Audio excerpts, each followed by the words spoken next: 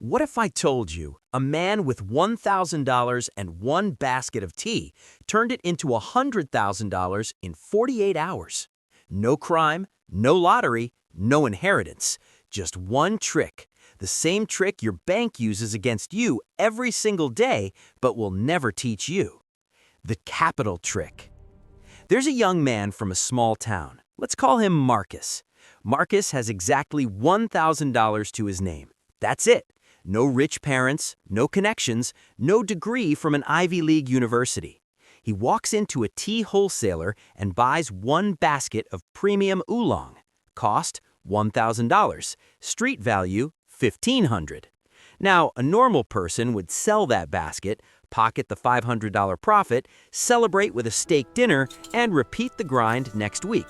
But Marcus doesn't sell the tea. He walks up to a local businessman, Mr. Wilson, and says something strange. He says, "Mr. Wilson, this basket of tea is worth $1,500 on the open market. I'm giving it to you at my wholesale cost, $1,000.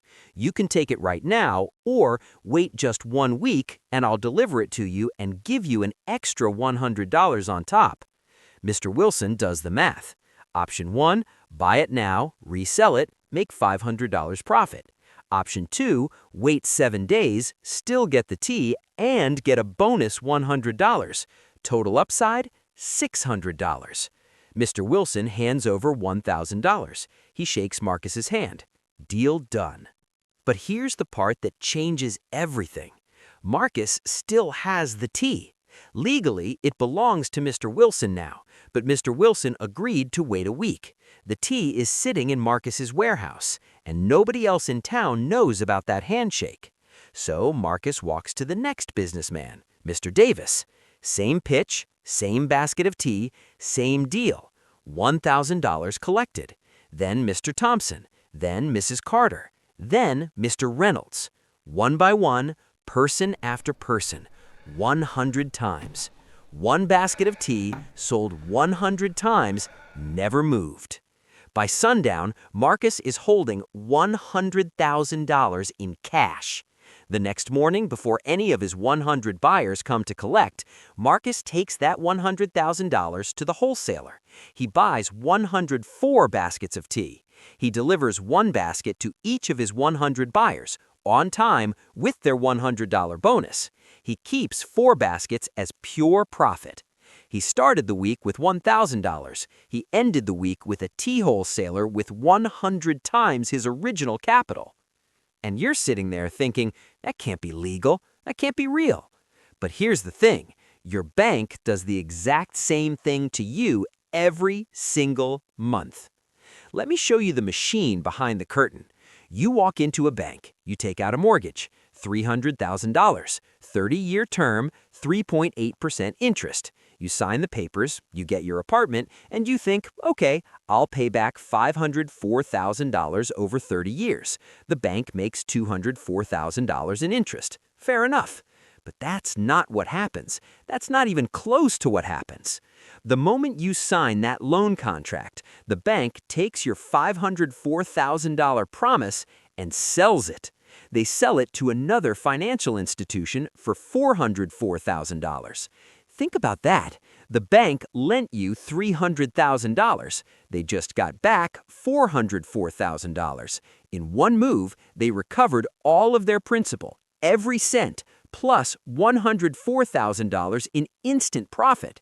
They didn't wait 30 years. They didn't wait 30 days. They got paid now. And what do they do with that $404,000? They lend it out again to someone else. Another mortgage, another $500,000 contract. They sell that contract too, get paid again, lend again, sell again. Every cycle, $200,000 in created profit. This is asset secretization, and it's the most powerful money machine ever invented. But wait, it gets deeper. The financial institution that bought your loan contract, they paid $400,000 for something worth $500,000. Looks like a good deal, right? $100,000 in profit. But there's a problem. That $100,000 takes 30 years to collect. That's too slow. Capital hates slow. So they do what Marcus did with his tea. They take your loan contract and bundle it with thousands of others, $2 billion worth of mortgages, and they repackage them into wealth management products. They slap on a 3.5% annual return, low risk, stable income, backed by real estate. Investors stampede to buy in. $2 billion floods back in. The institution pays investors their 3.5% and keeps $180 million in profit. Then they set aside $200 million to pay investor returns and use the remaining $1.8 billion to buy more bank loan contracts, repackage, resell, repeat. $1.8 billion becomes $3 billion, 3 becomes 5, 5 becomes 10. This is now an avalanche. This is why banks panic when you repay your mortgage early. You already sold your loan. The buyer already resold it to investors. Your $500,000 contract is embedded in a chain of deals worth hundreds of millions of dollars. When you repay early, you don't just eliminate your interest. You collapse a piece of the machine. The expected $200,000 profit? Gone. The wealth management product built on your contract? Disrupted. The investor returns promised on that product? Threatened. One early repayment sends cracks through the entire system.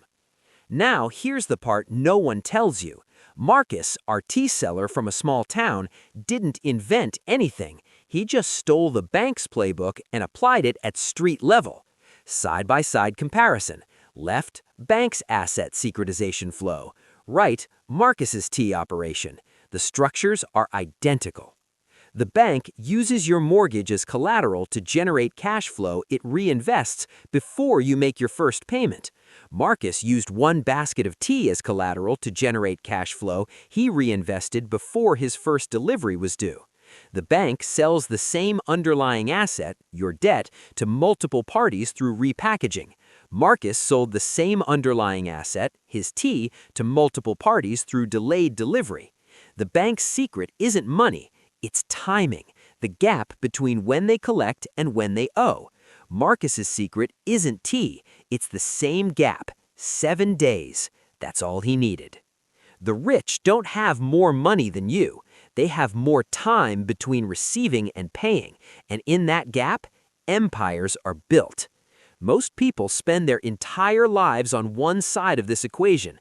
They give their money to the bank. The bank uses it to build the machine, and the machine prints wealth for everyone except them.